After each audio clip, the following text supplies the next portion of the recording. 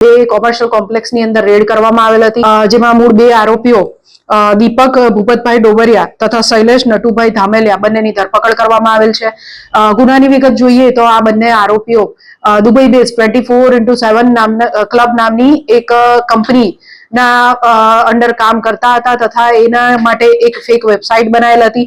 આ લોકો સામાન્ય નાગરિકોને બોળવીને ₹9,000 થી શરૂ કરી જેટલું પણ તે રોકાણ કરી શકે એટલું રોકાણ એમની પાસે કેશમાં રૂપિયા લઈને કરાવતા હતા। આ કરવામાં આવેલ રોકાણ બદલ તેઓને એક ફેક વેબસાઇટની અંદર લિંકથી લોગિન કરાવવામાં આવતું હતું અને એ ભોગ બનનાર છે અથવા તો એક જે વ્યક્તિ પાસે આવું રોકાણ કરવામાં આવે તે બીજા વ્યક્તિને પણ પોતાની આઈડીની નીચે રોકાણ કરાવે તો તમને કમિશન મળશે એમ કરી સેબી કે આરબીઆઈ ના કોઈ પણ પ્રકારના લાયસન્સ વગર આખી મલ્ટી લેવલ માર્કેટિંગની સ્કીમ ચલાવતા હતા આપવામાં આવેલી હતી। આ અંગે અત્યારે સાયબર ક્રાઇમ સેલ દ્વારા વધુ તપાસ ચાલુ છે। ભોગ બનનાર કેટલા લોકો છે, કેટલા રોકાણો આવ્યા છે અને આની અંદર બીજા કયા આરોપીઓ સામેલ છે, આ લોકોની આગળની એમઓ શું હતી વગેરે બાબતોમાં સાયબર ક્રાઇમ સેલ દ્વારા હાલ તપાસ ચાલી રહેલ છે।